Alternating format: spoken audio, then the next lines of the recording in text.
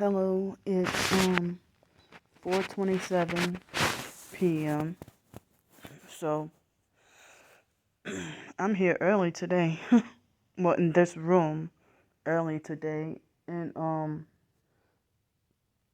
so we have to leave a little earlier today. Um, See, this room is supposedly comfortable and cozy with, they got couches in this room. So I usually come and sit down for a little while and take my first 15-minute break up in here. And then the second one after the dinner break, I take in the other room. So, well, at first I was taking my 15-minute break in the first building that I worked at, but I figured that, well, yesterday I took my shoes off and propped my clean socks and with my feet, clean socks on, up on the sofa right here. So yeah, I heard that they had a special little event go on. So the other ones were called in early to come to work, but it's okay. You know, I'm glad that the boss was considerate to say, well, I would have called you in earlier too, but I know how you can't tolerate noise. So, I'm glad, he said it was about 400 kids or something. So I couldn't function around a lot of noise. But, you know, you see, without me talking, you see how quiet it is? That's how I like it. So, I mean, I came in at regular time. We're just getting off 30 minutes earlier today. And so, um, I worked my ass off for almost 2 hours. And I started to feel today like how I felt last Friday. But I told myself, no, I'm not going to leave today. I'm going to push through and work today. Despite what I'm going through, I'm going to just push through and work today. And, that'll leave me with a little extra financial cushion, you know, to buy certain things that I need. But, let me see. I need a couple of things at the store, but not big time like last week. But I need to try to remember a small list of what to, what what to what I need to get. But I remember to bring my dinner today. And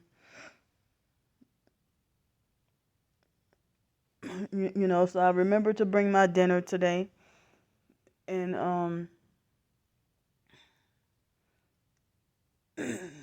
I yeah, I mean, I feel like, tomorrow is, you know, day 6. But I wanted to take a day off tomorrow. You know, if I'm considered a temp, it's optional. I mean, even though it's like ongoing, but it's optional, you know. And this job so far, is keeping me off the streets. So I guess it's not all that bad. I don't like it. Some certain things about it I don't like it, but it I'm glad, the boss seems very upbeat, nice and happy and cool and everything, and basically let us have our freedom, but we still get our work done. And I try to do whatever I can or do the best I can. But I almost felt like how I felt last Friday. But I figured let me just you know, sit down and take me a nice generous break for now. Cause um I did the first, you know, I mean, I guess you can get through things faster when they don't look like they need to be clean. But otherwise, I would still be working in the previous building. But I'm just you know, it's Friday, so any day this week, any day this week, I did not have to come in to work at all. But I'm, coming to work every day, and I paid my weekly rent I'm good for another week at the motel. So, um, I'm already paid up. I mean, I paid yesterday for another week. So, you know, that helps. So, this week from working, you know, I'm good for another week. So, um, like I'm a week ahead. I guess I have just enough money to be a week ahead of well, at the moment, be a week ahead of you know, say if I were to have lost my job today, like that the online perps are threatening to do, if I would have lost my job today, I probably would have had just enough money, excuse me, to stay another week at the motel past next week. I paid for 1 week, but I'm good enough for 2 weeks. And so I have, a little bit, I have enough money,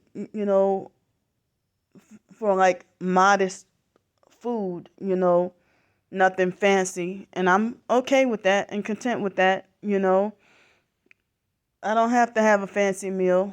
Like the perps lie and say that I be eating out at have all these fancy dinners and breakfasts and stuff like that, which is not true. But every once in a while, when I was downtown and homeless, I couldn't, that lady played that game at that Mexican restaurant, and now she's no longer there. But I'm not over there anymore. But that was a place where I can get a filling meal, just beans and rice and free tortilla chips and salsa for $4. But if I can't go there no more, what's the next option for a doggone restaurant that like $15? And you have to panhandle and ask because you can't go to soup kitchens because you're afraid of your life being threatened, being a targeted individual.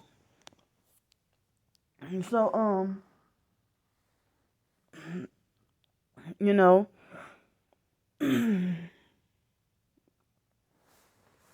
whoa, can't wait till fake Halloween is over.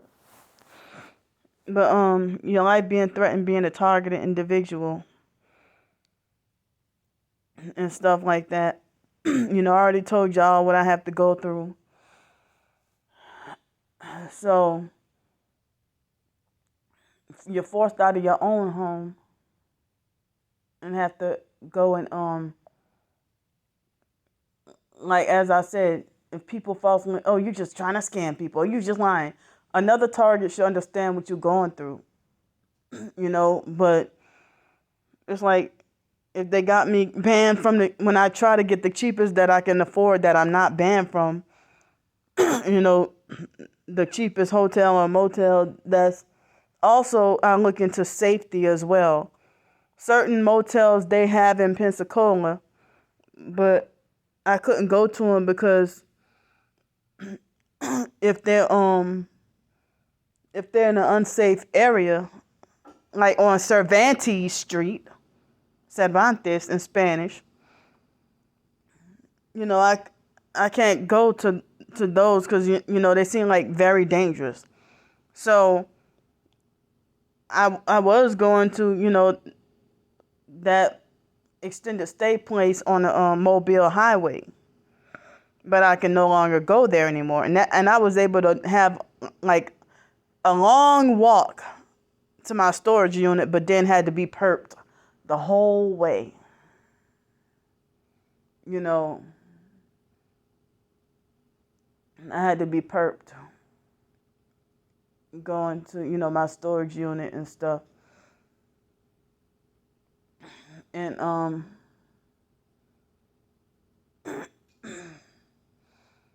so couldn't take the dog on buses no more, and Alex riding on bus routes that he normally does not ride just to perp me when I'm I just got sick and tired of all that.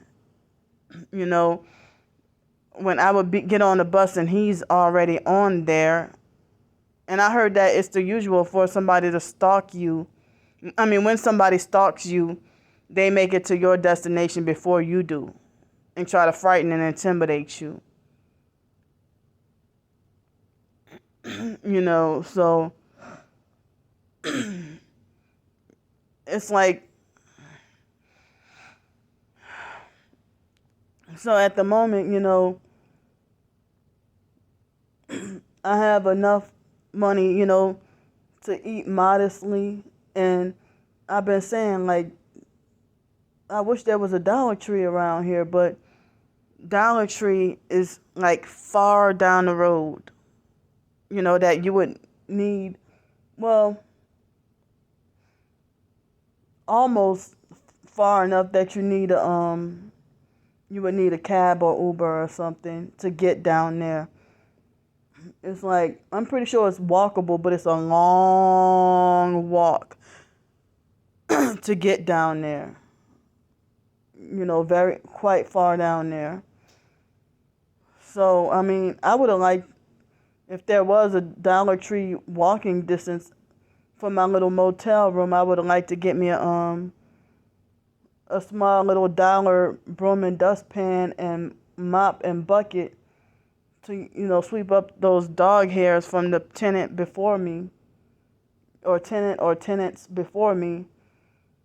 And I just coming home from work, like at the motel, it's like I'd be just too tired.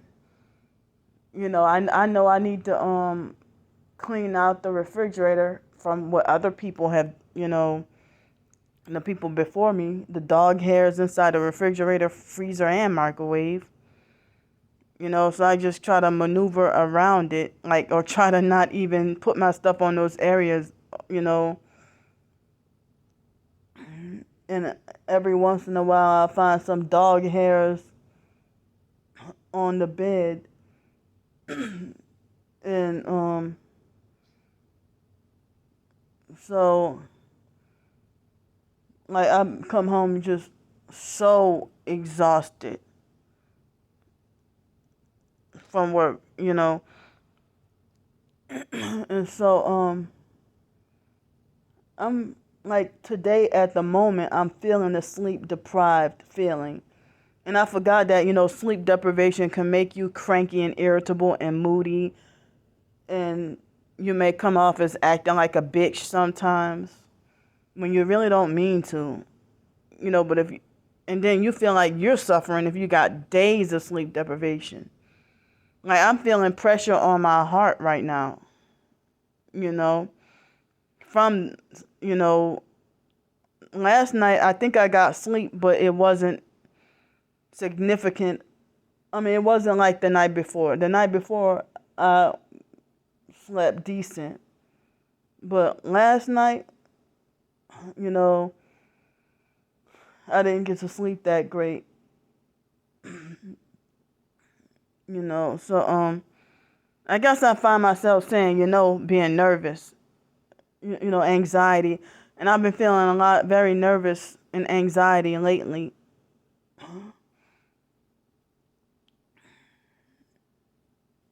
So, yeah, I mean, I've been having flashbacks, how I'm doing a janitorial job, having PTSD flashbacks about, I'm like, how can I continue doing this job if, I was 5 years old in kindergarten and they used to lock us up in a small janitorial closet all day, every day.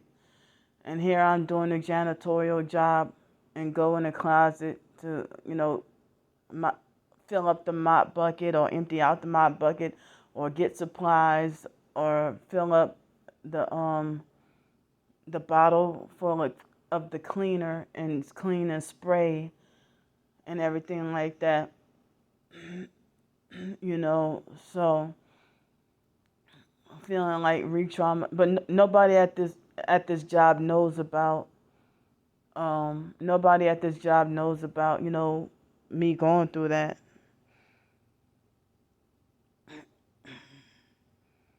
And they try to say that me and my twin sisters quote unquote bad behavior was justification for them to lock us up in a closet 6 hours a day. And I don't even remember them feeding us lunch. Like, who the hell locks a 5-year-old in a small janitorial closet 6 hours a day with and in the dark?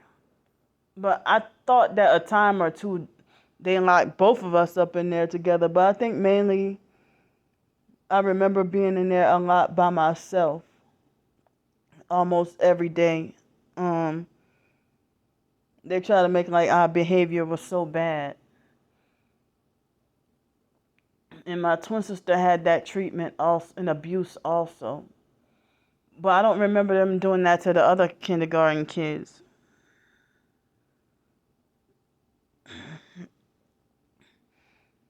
So at the moment, they're hitting my lower left foot by my heel on the same area. And my right eye, they're trying to vibrate my right eye at the bottom of my right eye. They're trying to vibrate my right eye. So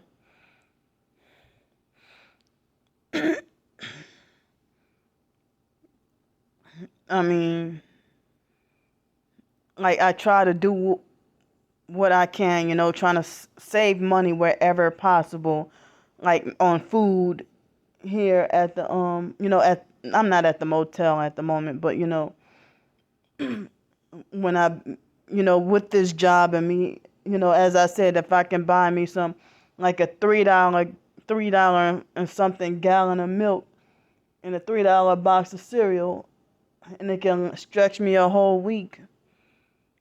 And then buy 5 days worth of a $7 meal and then get lunch for free 5 days a week. That's saving, way more money than when I was on the streets. So I wasn't trying to strive to eat any food fancy. I wasn't trying to strive to eat anything like expensive or 5-star or anything like that. But when I had my job at Seville Quarter, I treated myself a couple of times, and Now that but I was still on the streets and didn't have any place to microwave, or I don't have any place to cook. I don't have anything a way to cook. So, you know, I guess on weekends and for on weekends and stuff, I can you know, maybe from my job, I earned it, I deserve it, to treat myself to, you know, the meal would be like on average $15. I've done that a couple of times or a few times since being here, but it's not a day I'm eating out every day. But that was the life I was forced to live, on the streets, since I can't ride the buses. I can't go, I gotta, panhandle for money just to eat what's nearby in a place where I'm welcome, where I'm not banned. I can't even go to the Doghouse Deli anymore because the guy decided I had too many bags. And other downtown restaurants where they abused me and treated me like shit. Where was the outcry and the outrage for that?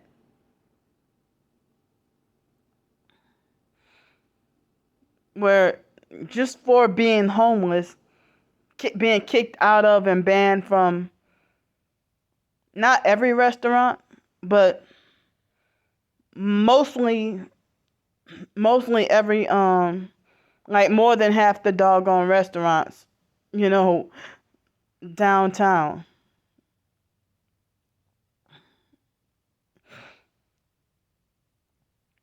So, and what should I do if somebody gives me $20 and then say, go treat yourself? Or if they offer to buy me some food and they take me to a restaurant and then they pay for it and they say, get whatever you want. And you try to not be greedy, or, but they encourage you, go ahead, take whatever. And then, but if you feel like you're scared to be greedy, then they take it as an insult.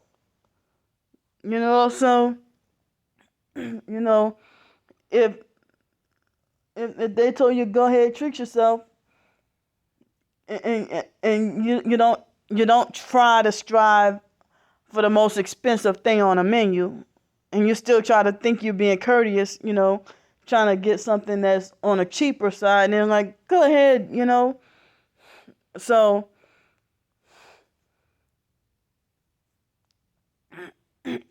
but, online strangers who are bullies think they have the authority to condemn me about $14 lasagna that I worked. I spent my work money on this. On that $14 lasagna. Well, it wasn't my fault. It had a nail in it. So I ended up not having to pay for that. And so you're going to condemn me, but it's not your business. That's why I have y'all blocked. And these people, they keep being invasive and do not respect your privacy and do not respect your, your wishes to be left alone. But then they're like, oh, you're the one who put it out there. If I blocked you, shut up, stop watching my videos, and stay away. But they really think they have authority, trying to say, enough about making videos about donuts with your hungry ass. Well, okay, you're complaining about my videos. You have a problem with my videos. So you're trying to force change me, but continue to watch my videos and give them thumbs down. And trying to make like you're trying to run me off. Like, what y'all doing is like, say one thing and do another. Like, if you want me to be run off the internet, but you keep prying into my life, into my life, But I'm not telling just personal business. I'm sitting here documenting my homeless life and my targeting and past whatever possible MK Ultra satanic ritual abuse and foster care abuse and cult abuse. And you bastards need to be exposed. And this is not about clout chasing or trying to dry beg for more money. I don't need help right now at the moment. But thank you if you want to help. I'm not going to turn down the help. But thank you if you want to help. So I'm good for now. But if I find out that I have to be dismissed from my job, then I'll be back to square one, and then I'll be having to beg again. And that's why I'm not taking down my GoFundMe or none of that, because I know what y'all are trying to do. You call me a lazy and stuff like that, but then you threaten to get my job taken down. I don't have to go to work tomorrow if I don't want to. I'm not going to get fired, and they're not going to penalize me because I'm not. This is not a regular employment. It's employment, but it's temp service. So if you're a temp, then you come voluntarily on your free will. But I've been coming just about every day to keep my own roof over my head. And to keep me off the streets from possible inclement weather or bad weather.